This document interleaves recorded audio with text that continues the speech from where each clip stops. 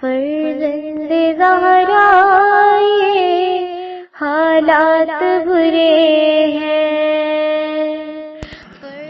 کاشانہ بصیرت ایک ایسا مکمل یوٹیوب چینل جس پر محروم بصارت کے لیے بالخصوص اور تمام افراد کے لیے بالعموم سینکڑوں کی تعداد میں اسلامی کتب دستیاب ہیں۔ لہذا گزارش ہے کہ آپ اپنی ذمہ داری نبھاتے ہوئے کاشانہ بصیرت کو سبسکرائب کرنے کے ساتھ ساتھ بیل آئیکن کو پریس کیجیے تاکہ آپ علم کے حصول کے ساتھ ساتھ مذہب اہل بیت کی اشاعت میں بھی اہم کردار ادا کرتے رہیں۔ کاشانہ بصیرت۔ فرزند زہرا یہ حالات برے ہیں۔ بسم اللہ الرحمن الرحیم۔ السلام علیکم۔ یہ کتاب آپ کے لیے کاشانہ بصیرت کے یوٹیوب چینل کی جانب سے ریکارڈ کی جا رہی ہے۔ نام کتاب میدان عرفات میں امام حسین علیہ السلام کی مناجات، مؤلف آیت اللہ علامہ محمد تقی جعفری، مترجم سید کوثر عباس موسوی۔ اب ہم کتاب کا پارٹ نمبر 10 پڑھیں گے۔ صفحہ نمبر 156، نمبر 76۔ ترجمہ: اور پریشانی کے عالم میں مجھے ثابت قدم رکھ۔ ہماری نادانی کا اہم ترین نقطہ جو ہمارے مادی اور معنوی کمال میں رکاوٹ بنتا ہے یہی کہ ہم بسا اوقات اختیار اور اضطرار کے حالات کو ایک دوسرے سے تشخیص دینے میں ناکام رہ جاتے ہیں یا انہیں صحیح طور پر جیسا کہ ضروری ہے تشخیص نہیں دے پاتے، خاص طور پر اس بات کو مد نظر رکھتے ہوئے کہ اختیار کے مختلف درجات اور مراتب ہوتے ہیں اور یہ ایک سادہ اور بسیط حقیقت نہیں ہے جس کی حدود متعین ہو اور انسان اس سے مکمل طور پر استفادہ کر سکے۔ در حقیقت یہ مسئلہ ہمارے مشکل ترین ذہنی مسائل میں سے ہے اور اس میں کوئی شک نہیں ہے کہ جس قدر ہم اپنے کاموں کو اپنے اختیار کے ساتھ انجام دیں گے اسی حد تک ہمیں ذہنی ارتقاء اور خود انحصاری حاصل ہوں گے۔ لہٰذا مناجات کا یہ جملہ حکمت و عرفان کے باعظمت ترین جملوں میں سے ہے جو ہمیں مل سکتے ہیں۔ اللہ تعالیٰ کی بارگاہ سے ہم یہ سوال کرتے ہیں کہ ہمیں اپنے تمام ذہنی حالات کو سمجھنے کی توفیق عطا فرما تاکہ اختیار اور اضطرار کے درمیان فرق کر سکیں۔ اے پروردگار، ہمارا انسانی جلوہ اسی وقت ظاہر ہوتا ہے جب ہم کسی کام کو اپنے اختیار سے انجام دیتے ہیں، یعنی تمام ذمہ داریوں کا انحصار ہمارے اختیار پر ہے۔ یہ انسان ہے جو ذمہ دار ٹھہرتا ہے اور ایک با اختیار شخص وہ تمام ذمہ داریاں قبول کرتا ہے جو اس سے متعلق ہیں۔ پس ہماری ترقی زوال اسی وقت طے ہوتے ہیں جب ہم حالت اختیار میں ہوتے ہیں، لہٰذا ہمارے لیے حساس ترین وقت وہی ہے جو ہمارے پاس اختیار ہوتا ہے۔ یہ اختیاری ہے جس کی بدولت ہم ایک اعلیٰ انسانی شخصیت کے مالک ہو سکتے ہیں یا پھر ہماری حیثیت حیوانات سے بھی پستر ہو سکتی ہے۔ اختیار کا حصول حقیقی انسانی تقدیر کا فیصلہ کرنے کا سب سے بڑا ذریعہ حاصل کرنے سے عبارت ہے۔ اختیار کو استعمال کرنے کا مطلب سب سے بڑے مقاصد کے حصول کے لیے مخصوص ترین ذریعے کو بروئے کار لانا ہے۔ اختیار کے جلوے بہت ہی مختصر مدت کے لیے ہی ہوتے ہیں، لیکن کیفیت اور ہماری سعادت اور شقاوت میں اثر اندازی کے لحاظ سے ان کا کردار مخصوص اور منفرد ہے۔ ہم تو جانتے ہیں کہ اختیار کا نازک اور حساس مشعل داخلی اور خارجی واقعات کے طوفانوں کے زد میں آ کر زندہ رہ سکتا ہے۔ ہماری روح کا مسلسل بہنے والا دریا اکثر اوقات کیچڑ سے بھرا ہوا ہے یا اس اسرار آمیز نہر کی لہریں اس قدر مبہم اور تاریک ہوتی ہیں کہ ہم اس کے صاف نقطوں کو تشخیص نہیں دے سکتے ہیں، جہاں خودی اختیار کے تمام عوامل کے اثرات سے محفوظ ہے۔ نسبتی علل اور معلولات کسی زمانی فاصلے کے بغیر حرکت میں آتے ہیں اور وہ کوئی معین مکان بھی نہیں رکھتے تاکہ انہیں ایک دوسرے سے تشخیص دیا جا سکے۔ شعوری اور لاشعوری حصوں کے تقدم و تاخر اور فعل و انفعالات اور ان کا ایک دوسرے کی جانب منتقل ہونا اور ارادے کے مختلف عوامل اس قدر پیچیدہ اور مبہم ہوتے ہیں کہ ہم روشنی اور تاریکی کو ایک دوسرے سے تشخیص نہیں دے پاتے۔ لیکن ان حیرت انگیز حالات کے باوجود ہم اتنا سمجھ لیتے ہیں کہ خودی کبھی اپنے آپ کا مالک ہے اور کبھی اپنے آپ کو کھو بیٹھتی ہے، اور ہمارے اختیار کا لمحہ اسی وقت ہے کہ ہم اپنے آپ کے مالک ہوں اور اپنے آپ کو ہاتھ سے جانے نہ دیں۔ اے رب کائنات، اے آشکار و نہا کا علم رکھنے والے، اے ہمارے روحانی طوفانوں پہ مطلق نظر رکھنے والے، ہمیں تشخیص کی طاقت و توانائی عطا فرما تاکہ ہم اصرار و اختیار کی شناخت میں متحیر نہ ہوں اور خودی کو جبر کے عوامل کے رحم و کرم پر نہ چھوڑیں، کیونکہ روح کے دریاؤں کی تیز موجیں جتنا نوح کا طوفان تھا اس سے کئی 100 گنا زیادہ ہیں۔ مولانا روم۔ اے بھائی تھوڑی دیر ہوش سنبھال، تجھ میں بھی ہر وقت خزاں اور بہار ہے۔ مولانا روم۔ نمبر 77۔ ترجمہ۔ میرے معبود، مجھے میری نفس کی پستی سے نکال لے، مجھے شک اور شرک سے پاک کر دے قبل اس کے کہ میں قبر میں جا سوں۔ انسان کے زوال کی بدترین کیفیت اس وقت واقع ہوتی ہے جب اس کی خودی اپنی پستی اور ذلت کو محسوس نہیں کرتی، کیونکہ کمال مطلوب جس کے حصول کو انسان نے اپنا نصب العین قرار دیا، اسے مد نظر نہ رکھنے کی صورت میں انسان کے اندر یہ احساس پیدا ہو سکتا ہے۔ یہی وجہ ہے کہ جن لوگوں کا اس دنیا میں کوئی کمال مطلوب معین نہیں ہے، وہ ان کے لیے سکوت اور اطلاع اور پستی اور بلندی کا احساس کوئی معنی نہیں رکھتا، بلکہ وہ نیکی اور بدی کے تصور سے بھی عاری ہوتے ہیں۔ وہ تمام امور سے اس طرح لا تعلق اور تمام حقائق سے ایسے روگرداں ہیں جیسا کہ وہ اس بامقصد دنیا میں نہ رہتے ہوں۔ ان کو بس کوئی شکار مل جائے تاکہ وہ اسے کاٹ کھائیں اور اپنا پیٹ بھر لیں۔ لہٰذا ہمیں ایک مثالی کمال کے تصور کی ضرورت ہے تاکہ اس دنیا میں اپنی زندگی کو لغو اور بے مقصد بنا کر ضائع نہ کریں، اور اس کمال مطلوب کے حصول کے لیے ہمیں اس راہ میں کوشش کرنی ہوگی۔ یہ مطلوبہ کمال ہی ہے جس کے حصول کی راہ میں کوتاہی کی صورت میں ہم ذلت اور پستی کا شکار ہوں گے، اور اس کی مطابقت کی صورت میں ہمیں تکامل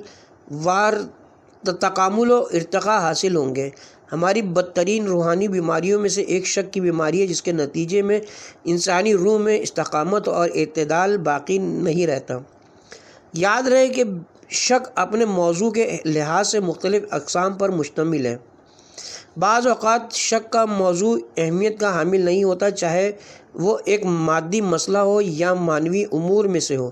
اس قسم کے موضوعات میں شک کی بیماری کی تکلیف اتنی شدید نہیں ہوتی کہ بیماری کی موجود رہنے سے انسان کی روح مفلوج اور اپنے معمول کے امور کی انجام دہی سے قاصر ہو۔ کبھی شک کا موضوع اہم اور انسانی حیات سے وابستہ ہوتا ہے۔ اس صورت میں شک کا مزید برقرار رہنے سے روح کی بیماری کی شدت میں اضافہ ہو جاتا ہے، یہاں تک کہ یہ مسئلہ انسانی زندگی کے لیے خطرناک بھی ثابت ہو سکتا ہے۔ جو شخص اس دنیا میں احتساب کے ساتھ زندگی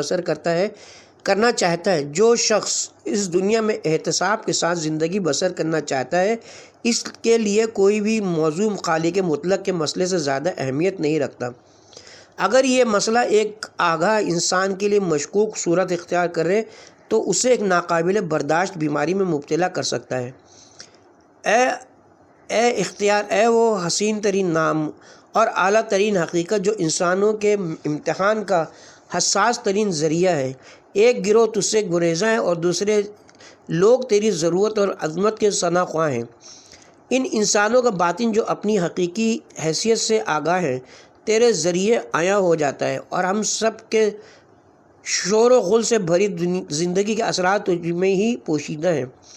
ہم تجھے نظر انداز کرنے اور اپنے حیوانی اعمال پر پردہ ڈال کر اپنی شخصیت کے بنیادی ترین عناصر کو پامال کرتے ہیں، یہاں تک کہ یہ کام اپنی اختیار سے انجام دیتے ہیں، کیونکہ جس وقت ہم اختیار کا انکار کرنا چاہتے ہیں یقیناً اختیار کو سمجھ لیا ہے، اور اگر کوئی شخص اختیار کو مکمل طور پر سمجھے وہ احساس وجود کو نظر انداز نہیں کر سکتا۔ اس صورت میں وہ دیکھے گا کہ جبر کا کوئی بھی ایسا عامل نہیں ہے جس کے ذریعے وہ اختیار کا انکار کر سکے۔ ہم اپنے وجود کے باہر کی دنیا سے اخذ کردہ چند الفاظ یا اصطلاحات کی مدد سے جتنا بھی تجھے اپنی نظروں کے سامنے سے ہٹانے کی کوشش کریں، یہ کوشش عبث اور بے نتیجہ ہوگی، کیونکہ تم ہماری اس مصنوعی چہرے پر کافی دیر تک گہری نظر ڈال کر ہماری اصل موجودیت ہمیں دکھاتا ہے۔ ہم چاہتے ہیں کہ تجھے انکار کریں اور اس طرح اچھائی اور برائی کی نفی کریں اور اچھائی اور برائی کی نفی کر کے اپنی ذمہ داریوں کو نظر انداز کریں۔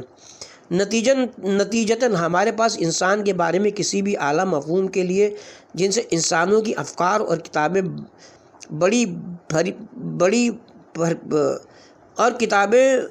بھری پڑی ہیں کوئی بھی دلیل نہیں ہوگا۔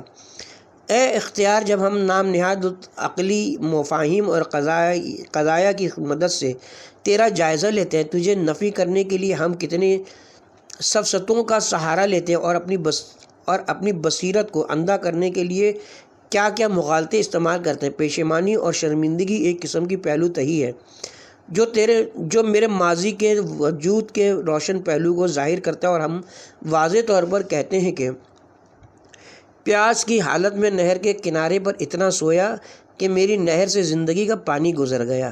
عراقی روایات عراقی، فخر الدین عراقی۔ ہم تو جانتے ہیں کہ مکمل اختیار کے لمحات مختصر مواقع کے لیے ہوتے ہیں۔ ہم تو جانتے ہیں کہ ہمارے اکثر اعمال اضطرار، اقرا، اجبار اور عادت کے دائرے میں ہیں، لیکن اسی مختصر و قلیل لمحات میں ہی ہماری شخصیت اس عالم خلقت میں اپنی شناخت و تشخص کو معین کرتی ہے اور اس دنیا میں اپنے بامعنی ہونے کا ادراک کرتی ہے۔ نمبر 78 ترجمہ۔ تجھ سے مدد چاہتا ہوں، میری مدد فرما، تجھ پر بھروسہ کرتا ہوں پس مجھے چھوڑ نہ دے، تجھ سے مانگتا ہوں پس نہ امید نہ کر، تیرے فضل کی آس لگائی ہے پس مجھے محروم نہ کر، تیری بارگاہ سے تعلق جوڑا ہے۔ 79 ترجمہ۔ پس مجھے دور نہ فرما، تیرا دروازہ کھٹکھٹاتا ہوں پس مجھے بھگا نہ دے۔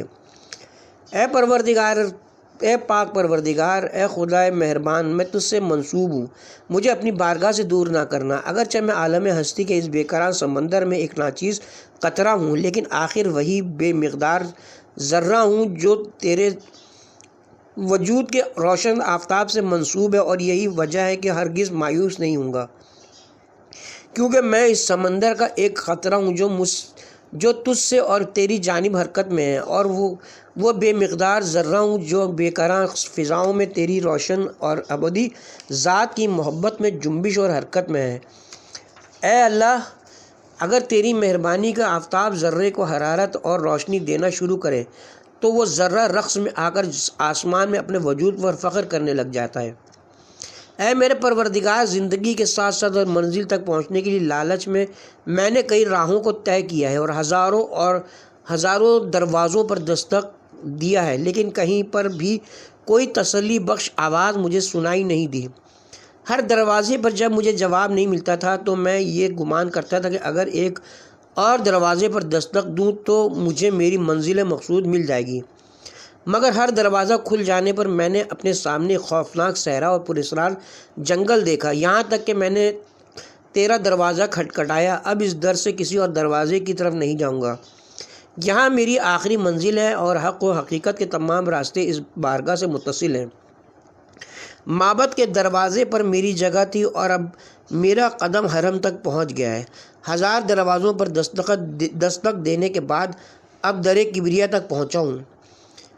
اپنے وجود کے قدم کو اس بارگاہ ازلی پر رکھا ہے، اللہ تعالیٰ کے حضور میں اپنے شہود کا پرچم لہرایا ہے۔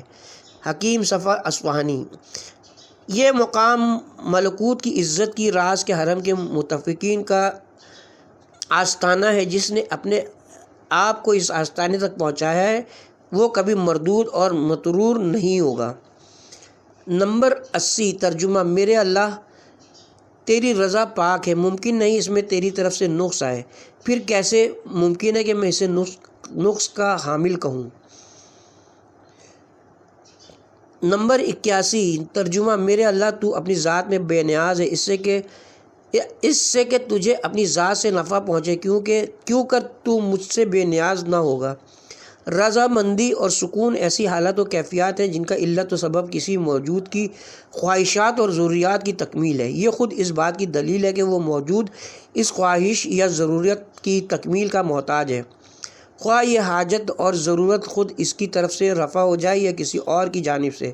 ذات اقدس الہی اس بات سے مبرہ ہے کہ اسے کسی چیز کی احتیاج اور ضرورت ہو، یا وہ کسی چیز کو طلب کرے اور یہ طلب پورا ہونے پر اسے رضامندی اور سکون حاصل ہو جائے۔ اے اللہ، اب میں تیرے استغنائے مطلق کے اس برہان کے ذریعے اپنی احتیاج اور ضرورت مندی کو سمجھ لیتا ہوں، اور یہ محسوس کرتا ہوں کہ میری ہر کوشش کا نتیجہ مجھے ہی حاصل ہوگا، اور تیرے اعلیٰ و برتر مقام پر اس کا کمترین اثر بھی نہیں پڑتا۔ نمبر 82 ترجمہ۔ میرے اللہ، قضاء و قدر مجھ کو آرزو مند بناتی ہیں اور خواہش نفس مجھے آرزوؤں کا قیدی بنا لیتی ہیں، پس تو میرا مددگار بن جا تاکہ کامیاب ہو جاؤں، بینا ہو جاؤں، اور اپنے فضل سے مجھ کو بے نیاز کر دے تاکہ تیرے ذریعے حاجت سے بے نیاز ہو جاؤں۔ موجودات کا پیوستہ خلقوں کی زنجیر جو قضاء و قدر کا قلمرو ہے، میرے اندر امیدوں اور خواہشوں کے پیدا ہونے کا سبب بنتی ہیں۔ کہتا ہوں کہ کل ان مددگار عوامل کے ذریعے اپنی مراد تک پہنچ جاؤں گا۔ کہتا ہوں کہ اگر فلاں کام کروں تو یقینی طور پر اپنے مطلوبہ مقاصد حاصل کر لوں گا۔ جو قضیے ماضی میں میری کامیابی کے باعث بنے تھے، مستقبل میں بھی انہی جیسے قضایا کو تصور کر کے انہیں اپنے مقصد تک پہنچنے کا سبب قرار دیتا ہوں۔ کتنی دور دراز اور پوری نہ ہونے والی خواہشات دل میں لیے بیٹھا ہوں۔ افسوس کہ کبھی بھی ہوش میں نہیں ہوتا ہوں، اور حتیٰ کہ ایک بار بھی اپنے آپ سے یہ نہیں کہتا ہوں کہ تمہارا دل خواہشات کا گھر بنا ہے، اور خواہش و آرزو ایک زہر ہے، تم نے زہر قاتل کو دل کا دوا کیوں قرار دیا ہے؟ ناصر خسرو۔ آخر میں کس لیے بیٹھوں اور قضاء و قدر کا انتظار کروں، اس امید کے ساتھ کہ ایک دن اس زنجیر کا ایک حلقہ میرے مراد کے حصول میں مدد دے گا۔ میں کیوں اتنا بیٹھ کر انتظار کروں یہاں تک کہ حادثات کی چکی میں پس جاؤں، اور قضاء و قدر جو کہ اس وسیع آسمان کے نیچے محنت اور جستجو کر کے زندگی گزارنے سے عبارت ہے، اس کی مخالفت پر اصرار کیوں کرتا رہوں؟ یہ میں ہی ہوں جسے قضاء و قدر کو جہاں تک میرے اختیار کی امور میں سے متعلق ہے متعین کرتا ہوں۔ قناعت کرنا اور دل میں آرزو رکھ کر حوادث کے بہاؤ کا انتظار کرنا اس طرح ہے جیسے کوئی شخص ایک خوفناک سیلاب کے مقام پر بیٹھ کر یہ کہے کہ جب سیلاب کا ریلا بہنے لگے گا اور میرا رخ کرے گا، اپنے ساتھ لکڑی کا ایک ٹکڑا لے کر آئے گا، اور میں اس ٹکڑے کے ذریعے سکون اور نجات پاؤں گا۔ اگر میں عاقل ہوں اور اگر میں اپنی وجودی حیثیت سے علم و آگاہی حاصل ہو تو سیلاب کے اس مقام سے باہر نکلوں گا اور اپنے قضاء و قدر کو اس تباہ کن سیلاب سے دور اپنی جائے پناہ قرار دوں گا۔ افسوس کہ میں ایک طرف سے قضاء و قدر کی امید میں بیٹھا ہوں اور دوسری طرف شہوتوں کی مضبوط رسیوں نے مجھے اس قدر اسیر کر رکھا ہے کہ میں فکر و عمل کی آزادی سے محروم ہو چکا ہوں۔ اے اللہ، یہ میں ہوں جو اتنی دور دراز خواہشات دل میں لے رکھی ہیں، یہ میں ہوں جو حیوانی شہوت اور ہوس کا اسیر ہوں۔ میں نہیں جانتا کہ اس قدر حقائق سے فرار کیوں کرتا ہوں۔ مجھے نہیں معلوم کہ میں کیوں اپنی زندگی کا بیشتر حصہ اصولوں کو مد نظر رکھے بغیر گزار رہا ہوں۔ عنقریب وہ دن آنے والا ہے کہ ملک الموت میری زندگی کے خاتمے کا پیغام لے کر میرے پاس آئے گا اور میرے وجود کے گریبان کو پکڑ کر اس کے گرد و غبار کو نیستی کی صحرا میں منتشر کر دے گا، اور میری بوسیدہ ہڈیاں گاؤں کے ان بچوں کے کھلونے بن جائیں گے جو ہل چلاتے ہوئے زمین کو پارا پارا کریں گے۔ میری مدد فرما، مجھے بینائی عطا فرما، اس سے پہلے کہ یہ چند محدود ایام گزر جائیں، مجھے اپنی انسانی حیثیت سے روشناس فرما۔ مولانا روم فرماتے ہیں، ہمیں ایک آنکھ کے سوا کچھ نہیں چاہیے، ایک تیز، اچھی اور برگزیدہ آنکھ۔ نمبر 83 ترجمہ۔ تو وہ ہے جس نے اپنے دوستوں کے دلوں کو نور کی شعاعوں سے روشن کر دیا ہے۔ تو انہوں نے تجھے پہچانا اور تجھے ایک مانا، اور تو وہ ہے جس نے اپنے دوستوں کے دلوں سے غیروں کو دور کر دیا ہے، تو وہ سوائے تیرے کسی سے محبت نہیں رکھتے اور تیرے غیر کی پناہ نہیں لیتے۔ حافظ صاحب تبریزی فرماتے ہیں، دل تیرا مہمان صحرا ہے، اسے برائیوں سے پاک رکھتا ہوں، اس ویرانے میں تم کون سے مہمان ہو میں نہیں جانتا۔ حقیقی شناخت اور واقعی یکتا پرستی تیرے لطف و کرم کا محتاج ہے کہ تم اپنے انوار سے اولاد آدم کے دلوں کو منور کر دے اور انہیں توحید کی معرفت کی عظیم نعمت سے نواز دے، جنہوں نے جد و جہد کی اور اپنی ضمیر کو اندرونی غلاظتوں سے پاک کیا ہے۔ تو نے انہیں سیدھے راہ کی نشاندہی کی ہے، اور جنہوں نے تقوی الہی اختیار کرتے ہوئے زہد کو اپنایا ہے۔ سورہ عنکبوت آیت نمبر 29۔ نتیجے میں علم و معرفت کے عظیم مرتبے تک پہنچ گئے ہیں۔ جی ہاں، انہوں نے اپنا بھرپور احتساب کیا اور اس نتیجے پر پہنچے کہ تیرے سوا ہر چیز کو اپنے دل سے نکال باہر کیا جائے، اور اس کائنات کے تمام موجودات سے جو انسان کی توجہ اپنی طرف مبذول کراتے ہیں، مخاطب ہو کر کہتے ہیں، دل میں کبھی تیری یاد آتی اور کبھی اس کی پس ایک دل میں دو دوست جمع نہیں ہو سکتے ہیں۔ جب سے میں نے اپنے دل میں اپنے محبوب کی تصویر بنائی ہے، باقی سب کی یادوں سے میں نے اپنے دل کو خالی کیا ہے۔ علامہ میر جہانی۔ نمبر 84۔ ترجمہ: جب زمانہ ان کو ہراساں کرے تو اس وقت تو ہی ان کا ہمدم ہے۔ ایک عرصے تک میں زینت اور زیور کے پیچھے رہا، وہ میری جوانی کا دور تھا۔ ایک عرصہ علم و دانش کے پیچھے رہا اور حساب کتاب کرتے رہے، اور جب اس فانی دنیا کی حقیقت سے واقف ہوئے تو پتہ چلا کہ اس کی کوئی حقیقت نہیں ہے۔ ان سب سے مایوس ہو کر سمندر میں کود پڑے، اے میرے پروردگار، اے میرے پروردگار۔ جب تک انسان فکری اور وجدانی لحاظ سے بلوغت تک نہیں پہنچتا ہے، اس دنیا کی رنگ برنگی چیزیں اس کے لیے دلچسپی کا باعث بنتی ہیں۔ اس بچے کی طرح جو ابھی اس دنیا میں آیا ہے، اور ہر چیز اس کے دل کو اپنی طرف کھینچتی ہے، اور وہ اپنی پوری شخصیت کو ایک دلچسپ چیز کے ذریعے تفسیر کرتا ہے۔ جی ہاں، ایک بچہ اپنے پسندیدہ کھلونوں سے دل لگا کر انہی میں کھو جاتا ہے، اور وقت گزرنے کے ساتھ ساتھ جب وہ دماغی نشو و نما کے مراحل سے گزرتا ہے، زندگی کے حقائق اس کے لیے سنجیدہ رخ اختیار کرتے ہیں۔ اب آہستہ آہستہ بچپن کی کھیل اور سرگرمیاں اس کے لیے لغو اور بے مقصد نظر آنے لگتے ہیں، اور وہ اپنا وقت اور اپنی زندگی کو ان مصروفیات میں ضائع کرنے کو تیار نہیں ہوتا۔ پھر زندگی کے اعلیٰ درجات پر قدم رکھتے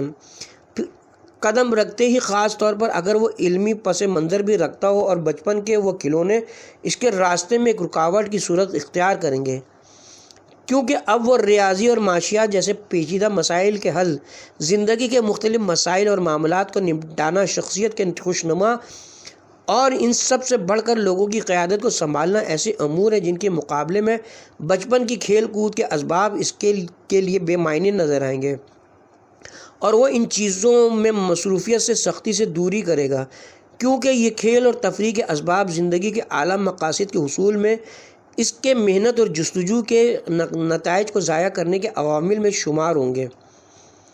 مولانا روم فرماتے ہیں، اے بزرگوں، دنیا درخت کی طرح ہے اور ہم اس پر کچے پھل کی طرح ہیں۔ کچوں کی گرفت شاخ پر سخت ہوتی ہے، کیونکہ کچے پن میں شاہی محل کے لائق نہیں ہوتا ہے۔ جب پک گیا اور ہونٹوں کو چپکانے والا شیریں بن گیا، اس کے بعد شاخوں سے گرفت ڈھیلی پڑ جاتی ہے۔ جب اس خوش نصیبی کی وجہ سے منہ میٹھا ہو جاتا ہے، دنیا کا ملک انسان کے لیے بے وقت ہو جاتا ہے۔ دنیا کا ملک انسان کے لیے بے وقت ہو جاتا ہے۔ آگاہ انسانوں کے حالات ایسے ہی ہوتے ہیں، کیونکہ وہ مکمل بینائی اور بصیرت کے ساتھ اس دنیا کے حالات کو دیکھتے ہیں، اور ان کو یہ نظر آتا ہے کہ ان مظاہر میں سے کوئی بھی ان تمام تنوع اور وسعت، جلال و جمال اور بے انتہا سرگرمیوں کے باوجود بھی انسان کو روحانی تسکین فراہم نہیں کر سکتے۔ لہٰذا وہ پوری جد و جہد کے ساتھ امور زندگی کے انتظام کی کوشش کرتے ہیں، اور زندگی کی سرگرمیوں کو اتنا ہی اہمیت دیتے ہیں جتنا ماورائے طبعی سرگرمیوں کو، کیونکہ خودی کے طبعی اور ماورائے طبعی پہلوؤں کے درمیان توازن اور ہم آہنگی پیدا کرنا ہوتا ہے، اور یہ بذات خود اپنا توازن اور اعتدال قائم نہیں رکھ سکتے۔ یہ روح کے نصب العین تک پہنچنے کی اس راہ کی ابتدا ہے جو روح کے لامحدود فعالیت کی ضرورت کو پورا کر سکتی ہے۔ نمبر 85۔ ترجمہ: اور تو اور تو وہ ہے جس نے ان کی رہنمائی کی یہاں تک کہ تیری تعلیمات ان پر ظاہر ہوئیں۔ جب قاصد شیدائے عزم سفر کرتا ہے تو کیا اے مسافر اپنے منزل مقصود کو حاصل کر سکے گا؟ ان لوگوں نے عالم ہستی کے حقائق کی شناخت حاصل کرنے اور تیری عظمت و قدرت سے آگاہ ہونے کو سمجھنے کے لیے قدم اٹھایا ہے، اور تو نے ان کا ہاتھ پکڑا، انہوں نے عالم طبیعت کی اس جانب رہنمائی فرمائی، انہوں نے ایک محدود راستے کو ایک خالص اور پاکیزہ نیت کے ساتھ طے کیا، اور تو نے ان پر عشق کی 7 وادیوں کا دروازہ کھولا، انہوں نے اپنے دل کے گھر کو ہوا و ہوس کی پلیدیوں سے پاک کیا، اور تو نے ان کے ظلمت قدوں کو اپنے انوار سے روشن فرمایا۔ نمبر 86 ترجمہ: اس نے کیا کھویا جس نے تجھے کھویا، اور اس نے کچھ نہ کھویا جس نے تجھ کو پایا۔ ترجمہ: اس نے کیا پایا جس نے تجھے کھویا، اور اس نے کچھ نہ کھویا جس نے تجھ کو پایا۔ زندگی کے دوران بہت سی چیزیں ہماری دلچسپی کے باعث ہوتی ہیں، دولت، شہرت، جاہ و مقام اور ہر قسم کی امیدیں اور خواہشات اور رکاوٹوں پر کامیابی اور جبلتوں اور خواہشات کی تسکین بالعموم اور شخصیت، یہ سب ہمارے لیے دلچسپی اور اہمیت کے حامل ہیں۔ ان سب کا شمار ہماری زندگی کے فوائد اور امتیازات میں ہوتا ہے، جن کے حصول کے لیے نہ جانے ہم کتنی قربانیاں دیتے ہیں۔ ان میں سے ہر ایک اختیار یا اضطرار کی حالت میں ہماری اعلیٰ روح کو مکمل طور پر خریدتا ہے اور ہماری قیمتی زندگی ان پر صرف ہو جاتی ہے۔ دوسری جانب یہ امور ایک جائز حد تک ہماری انفرادی اور اجتماعی زندگی میں ضرورت کی حیثیت بھی رکھتے ہیں۔ اب ہمیں کیا کرنا ہے؟ کیا اس دلیل کے تحت کہ ہماری عظیم روح ان امور میں مشغول نہ ہو جائے، ہم ایک گوشے میں بیٹھ کر زندگی کی ضروریات کو یکسر نظر انداز کریں اور اس بات کی اجازت دیں کہ انسانی اور فطری عوامل ہماری زندگی کو تباہ کر ڈالیں، یا یہ کہ اپنی انفرادی اور اجتماعی زندگی کو محفوظ اور کامیاب بنانے کے لیے محنت کریں اور زندگی کے امور میں نظم و ضبط پیدا کرنے کی کوشش کریں؟ اب تک انسانی معاشروں کے اکثر افراد ان 2 سوالوں کے جواب دینے میں ناکام رہے ہیں، اور المیہ تو یہ کہ حتیٰ بعض مفکرین اور نام و نہاد مفکر حضرات کو بھی اس ناکامی کا سامنا کرنا پڑا ہے، اور ان کا یہی گمان رہا ہے کہ ہمیں ان 2 راستوں میں سے ایک کو انتخاب کرنا ہوگا، یا مطلوبہ امور کو حاصل کر کے زندگی کے تلاطم سے بھرپور میدان میں اپنی جدوجہد کو جاری رکھا جائے، یا روحانی امور پر توجہ دے کر مادی و فطری زندگی کے تمام مسائل کو نظر انداز کیا جائے۔ انسان صدیوں سے اس مصنوعی تضاد کے نتیجے میں حقائق کا ادراک کرنے سے عاجز ہو کر بے مقصد اور وہم و خیال میں رہ کر زندگی گزار رہا ہے۔ کیا ہم ایک منظم زندگی کے حصول کی کوشش کو روحانی ارتقاء کا ایک اعلیٰ ترین ذریعہ قرار نہیں دے سکتے؟ کیا ہم مادی اور معنوی زندگی کے درمیان ہم آہنگی پیدا کرنے کے لیے مقصد سے علم و صنعت کے حصول کو ایک الہی حکم اور روحانی رشد و ارتقاء کا سبب قرار نہیں دے سکتے؟ کیا ایک جامع تکنیکی ورکشاپ، مسجد اور ہر قسم کی عبادت گاہ اس لحاظ سے کہ سب ہمارے مادی و معنوی حیات کی بقا کے لیے جو کہ مطلوب خالق کائنات ہے، آپس میں کوئی فرق رکھتے ہیں؟ دونوں سوالات کا جواب مثبت ہے۔ اصل بات یہ ہے کہ ہم ورکشاپ اور یونیورسٹی کے نتائج اور اسباب کی بت کی طرح عبادت نہ کریں، اور ان نتائج کو صرف انہی مراکز میں منحصر نہ سمجھیں، اور یہ بات ذہن میں رکھیں کہ اگرچہ یہ مراکز ہماری زندگی میں انفرادی خصوصیت رکھتے ہیں، مگر وہ بہرحال ذرائع کی حیثیت رکھتے ہیں اور آخری ہدف اور مقصد نہیں ہے۔ یہی وہ مقام ہے جہاں ایک بابصیرت انسان کو کسی قسم کا کوئی تضاد نظر نہیں آتا، اور حقیقت ایک واحد نور کی طرح اس کے سامنے ظاہر ہو جاتی ہے، کیونکہ جو شخص خدا کو نظر میں رکھتا ہے اور کہتا ہے کہ میں اس سے منسوب ہوں، اس شخص کے لیے یہ ثابت ہو چکا ہے کہ مشیت الہی کا تقاضا ایک پاکیزہ زندگی کے حصول کے لیے علم و آگاہی حاصل کرنے، قدرت رکھنے اور عملی اقدام اٹھانے سے عبارت ہے۔ اسے اپنے وجود کی انمول موتی کو بے مقصدیت میں ضائع نہیں کرنا چاہیے، لیکن اگر ہم اپنے خالق مطلق کی طرف متوجہ نہ ہوں، اپنی وجودی حیثیت کو اس سے منسوب نہ کریں اور خود کو ہر قسم کے الہی محاسبے سے آزاد سمجھیں، اس صورت میں ہماری حقیقت کیا ہوگی؟ جی ہاں، اس صورت میں ہم نے صرف کھایا ہے، پیا ہے، عیش کیا، اور بعض اوقات ضرورت پڑنے پر یا حتیٰ کہ بلا ضرورت دوسرے جانداروں کے خلاف زیادتی بھی کی ہے، اور ایک درندے کی طرح اپنے شکار کو مار کر کاٹا اور کھایا ہے، اور اس پر خوشی بھی محسوس کرتے ہیں۔ اے نادان اور مہربان، اے دانا اور مہربان پروردگار، اے دانا اور مہربان پروردگار، جس نے تجھے پایا ہے وہ تمام چیزوں کو ایک ذریعے کی حیثیت سے دیکھے گا، اور وہ سب کے سب اس کے پاس ہوں گے، اور ان کے نہ ہونے سے ان کے لیے کوئی فرق نہیں پڑے گا۔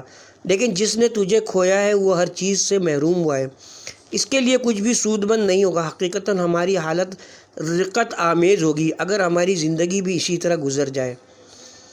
عمر خیام فرماتے ہیں، استاد سے کچھ دنوں میں تو بچپن میں پڑھا، کچھ دن اپنی استادی پہ شاد ہوا، آخر میرا انجام بھی تو